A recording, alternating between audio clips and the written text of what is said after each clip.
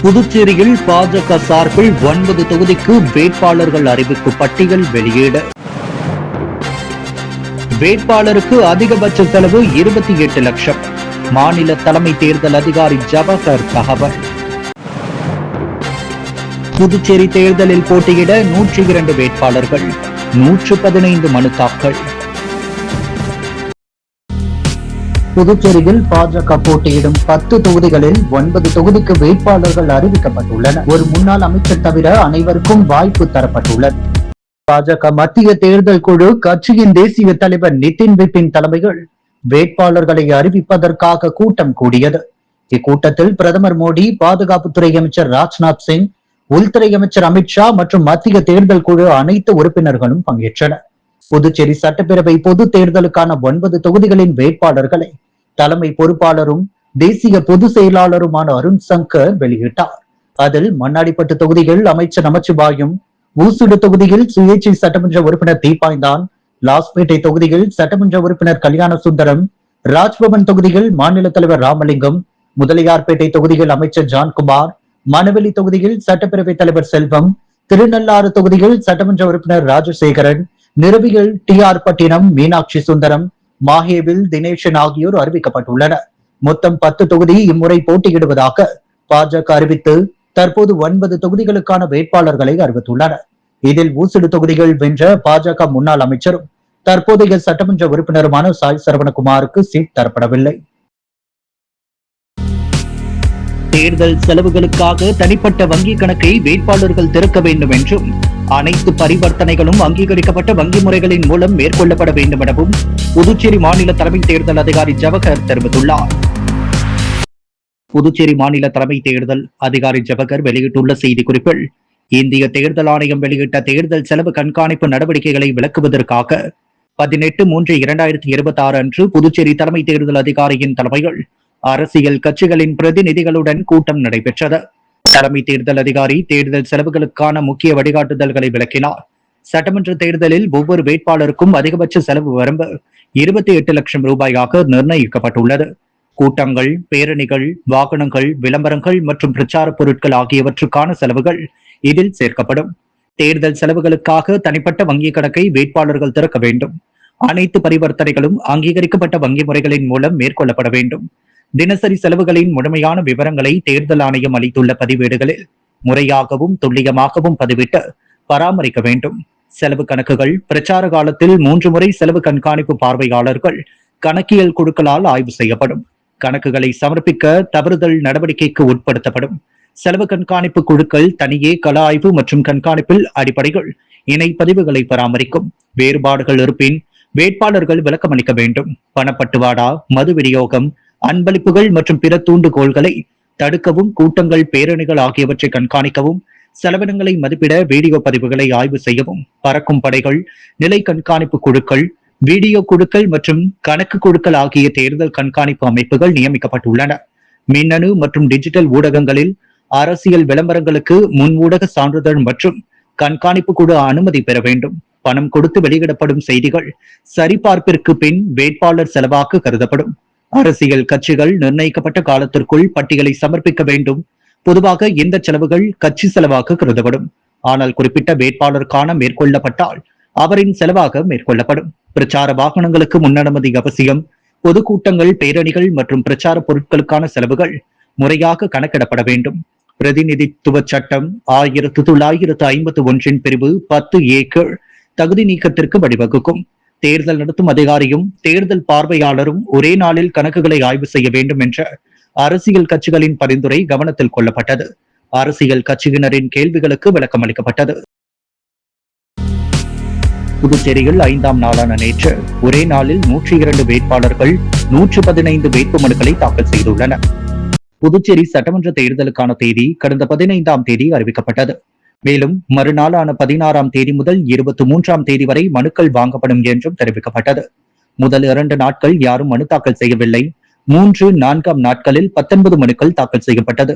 5ஆம் நாளான நேற்று ஒரே நாளில் 102 வேட்பாளர்கள் 115 வேட்பு மனுக்களை தாக்கல் செய்துள்ளனர்.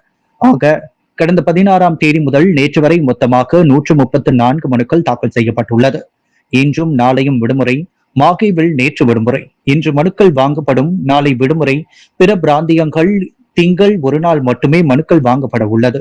அன்றும் அதிகப்படியான மனுக்கள் தாக்கல் செய்யப்படும் என்று எதிர்பார்க்கப்படுகிறது.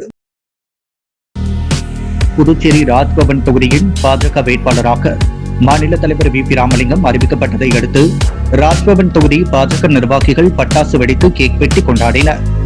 புதுவை தேசிய ஜனநாயக கூட்டணிகள் என்ஆர் காங்கிரஸ் 16 இடங்களும், பாஜக கூட்டணியினர் 14 இடங்களும் என ஒப்பந்தம் கையெழுத்தானது. இதில் ராஜ்பவன் தொகுதி பாஜகவுக்கு ஒதுக்கப்பட்டது. மேலும் தொகுதியின் பாஜக வேட்பாளராக மாநில பாஜக தலைவர் வி.பி. ராமலிங்கம் அறிவிக்கப்பட்டார். இதையடுத்து புதுச்சேரி காமாட்சி அம்மன் கோவில் வீதியில் உள்ள ராஜ்பவன் தொகுதி பாஜக அலுவலகத்தில் ராஜ்பவன் தௌஹீத்தை சேர்ந்த பாஜக நிர்வாகிகள் பட்டாசு வெடித்தும் கேக் வெட்டியும் கொண்டாடினர்.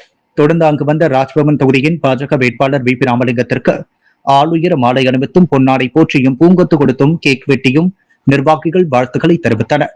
ராஜ்பவன் தொகுதி தேர்தல் ஒருங்கிணைப்பாளர் நாகராஜன் முன்னிலை வகிக்க இந்நிகழ்ச்சியில் சப்தகிரி குழும இணை இயக்குநர் விஜய் ஆனந்த், தொகுதி பொறுப்பாளர் ஆனந்த கண்ணன், பாஜக நகர மாவட்ட பொதுச் செயலாளர் ஆனந்த பாஸ்கர், ஓபிசி அணியை சேர்ந்த ஸ்ரீனிவாச பெருமாள், ராஜ்பவன் தொகுதியை சேர்ந்த பாஜக நிர்வாகிகள் பலர் கலந்து கொண்டனர். மணவெளி தொகுதி பாரதிய ஜனதா கட்சி சார்பில் சட்டமன்ற தேர்தல் குறித்த ஆலோசனைக் கூட்டம் தவளக்குப்பம் தொகுதியில் நடைபெற்றது.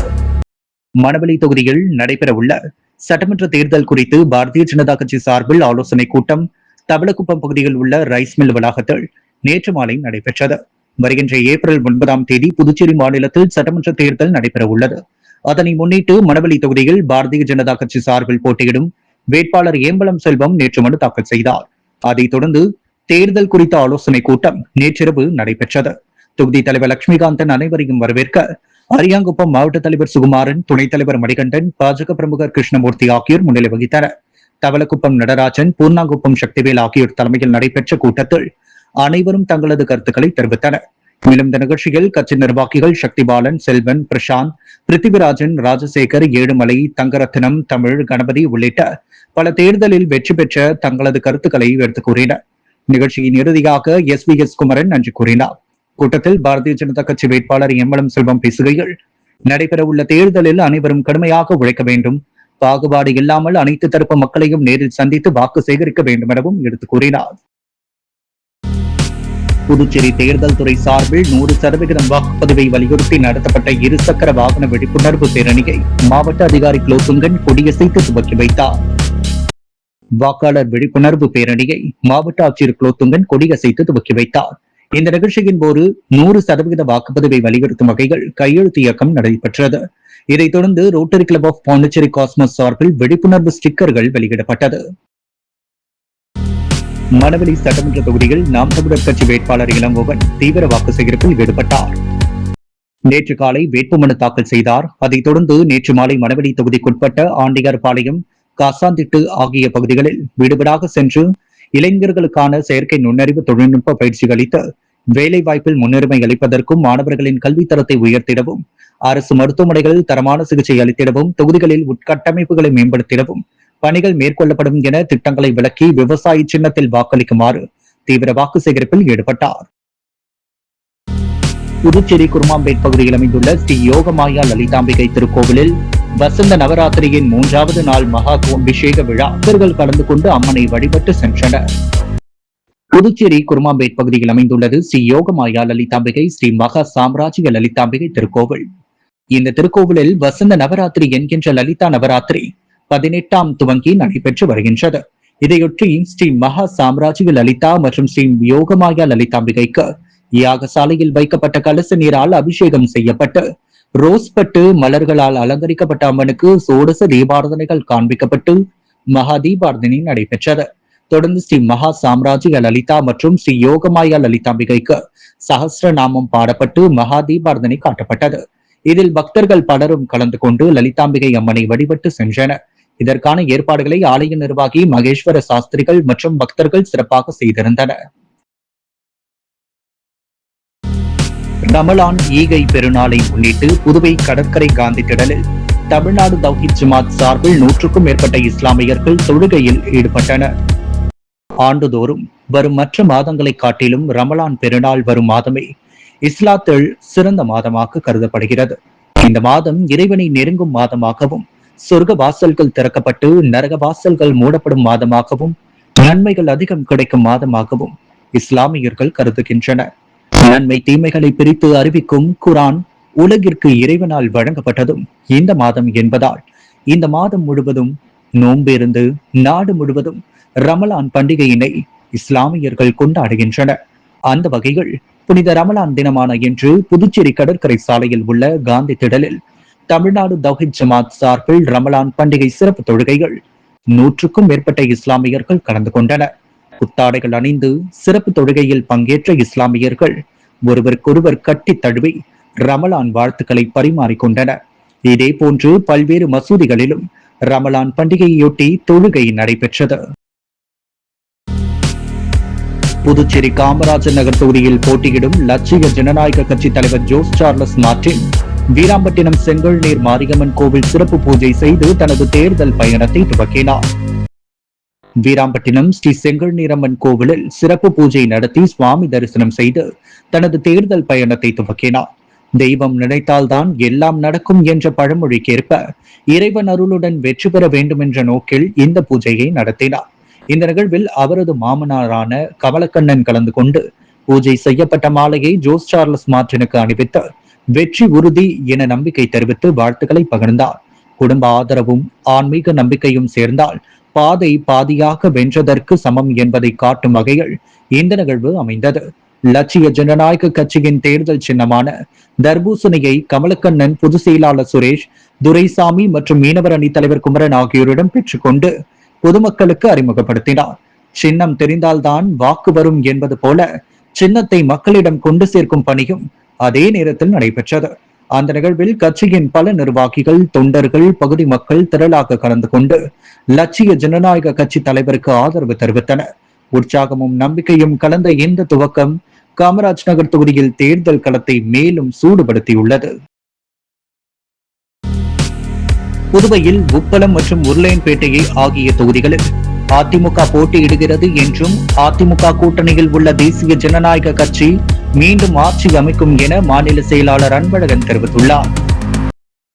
தேசிய ஜனநாயக கூட்டணியில் என்ஆர் காங்கிரஸ் 16 இடங்களில், பாஜக 10 இடங்களில், லட்சிய ஜனநாயக கட்சி 2 இடங்களில், அதிமுக 2 இடங்களிலும் போட்டியிடுகின்றன. உப்பளம், உருளையன்பேட்டை அதிமுக 2 தொகுதிகளில் போட்டியிடுவதாக அதிமுக மாநில செயலாளர் அன்பழகன் தெரிவித்துள்ளார். பல்வேறு கால சூழலால் கூட்டணி தர்மத்திற்காக அதிமுக 2 இடங்களை பெற்றுள்ளது என்றும் 2 தொகுதிகளிலும் வெற்றி பெறுவோம் என்றும் 2 தொகுதிகளிலும் அதிமுக வெற்றி பெற்று ஆட்சியில் பங்கு கேட்போம், மீண்டும் முதலமைச்சராக ரங்கசாமி பங்கேற்பதில் அதிமுக உறுதுணையாக நிற்கும் என்றவர், நாங்கள் என்ன தர்மத்துக்காக கட்சி நடத்துகிறோம், சட்டமன்ற உறுப்பினராக வெற்றி பெற்றால் அமைச்சரவையில் பங்கு கேட்போம் எனவும் தெரிவித்தார். உருளையன்பேட்டை தொகுதியில் போட்டியிடும் திமுக வேட்பாளர் கோபால் தனது வேட்புமனுவை தாக்கல் செய்தார். புதுச்சேரி உருளையன்பேட்டை சட்டமன்ற தொகுதியில் திராவிட முன்னேற்ற கழகம் சார்பில் போட்டியிடும் வேட்பாளராக கோபால் அறிவிக்கப்பட்டார். இதையடுத்து திமுக தலைமை பொதுக்குழு உறுப்பினரும் உருளையன்பேட்டை தொகுதி பொறுப்பாளருமான கோபால் தனது வேட்புமனுவை தாக்கல் செய்தார். ஊசுடு தொகுதிக்குட்பட்ட கூலி முடக்கு பகுதிகள் காங்கிரஸ் கட்சி வேட்பாளர் கார்த்திகேயன் கை சின்னத்திற்கு வீடு வீடாக சென்று தீவிர வாக்கு சேகரிப்பில் ஈடுபட்டார். புதுவை மாநிலத்தில் சட்டப்பேரவை தேர்தல் வருகின்ற ஏப்ரல் மாதம் 9ஆம் தேதி நடைபெற உள்ள நிலையில் அரசியல் கட்சியினர் தீவிர வாக்கு சேகரிப்பில் ஈடுபட்டனர். அதன் ஒரு பகுதியாக ஊசுடு சட்டமன்ற தொகுதிக்குட்பட்ட கூனி முடக்கு பகுதிகளில் காங்கிரஸ் கட்சி வேட்பாளர் கார்த்திகேயன் தனது ஆதரவாளர்களுடன் கை சின்னத்திற்கு வீடு வீடாக சென்று பொதுமக்களிடம் தீவிர வாக்கு சேகரிப்பில் ஈடுபட்டார். புதுச்சேரி பிரதேச காங்கிரஸ் கட்சியின் அனைத்து பிரிவு தலைவர்கள், செயலாளர்கள், தொண்டர்கள் மற்றும் பொதுமக்கள் பலர் கலந்து கொண்டு சிறப்பித்தனர். மணவெளி சட்டமன்ற தொகுதி தானம்பாளையத்தில் முன்னாள் அரசு கொறடா அனந்தராமன் வாக்கு சேகரிப்பில் ஈடுபட்டார். நேற்று காலை வேட்புமனு தாக்கல் செய்தது. பின்னர் மாலை தவளக்குப்பம் அடுத்த தானம்பாளையம் கிராமத்தில் உள்ள ஸ்ரீ புட்லாயம்மன் ஆலயத்தில் சிறப்பு பூஜைகள் செய்து வாக்கு சேகரிப்பில் ஈடுபட்டார். இதில் நல்லபாடு சாலை தானம்பாளையம் கிராமத்தில் உள்ள அனைத்து வீடுகளுக்கும் வீடு வீடாக சென்று கை சின்னத்தில் வாக்களிக்குமாறு கோரிக்கை வைத்து வாக்கு சேகரித்தார். இதில் மணவெளி தொகுதி அனைத்து நிலை காங்கிரஸ் கட்சி நிர்வாகிகள், தொண்டர்கள் கலந்து கொண்டனர். அரியாங்குப்பம் சகா பெத்தாங் கிளப் சார்பில் வடமாநில வீரர்களுக்கான 2 நாள் பயிற்சி முகாம் நடைபெற்றது. முதலாவது தேசிய அளவிலான பெத்தாங் பயிற்சி முகாம் அரியாங்குப்பம் பாரதி நகர பகுதியில் இயங்கி வரும் சகா பெத்தாங் கிளப் சார்பில் வடமாநில வீரர்களுக்கான பெத்தாங் போட்டி 2 நாட்களுக்கான பயிற்சி முகாம் நடைபெற்றது. இதில் பஞ்சாப், ஹரியானா, பீகார், ஜார்க்கண்ட் ஆகிய மாநிலங்களைச் சேர்ந்த 20க்கும் மேற்பட்ட வீர வீராங்கனைகள் பங்கேற்று பயிற்சி பெற்றனர். இந்நிகழ்ச்சியில் கழகத்தின் தலைவர் குருமூர்த்தி தலைமை தாங்கினார். பொதுச் செயலாளர் சண்முகம் முன்னிலை வகிக்க சிறப்பு விருந்தினர்களாக இந்திய பெத்தாங் கழகத்தின் துணைத் தலைவர், Puducherry union rotary petanque association பொதுச் செயலாளர் பாலுசாமி, TAPSAP தலைவர் பத்ரிஸ் தலாமஷ், இரு கழகங்களை சார்ந்த உறுப்பினர்கள் கலந்து கொண்டு நிகழ்ச்சியை சிறப்பித்தனர்.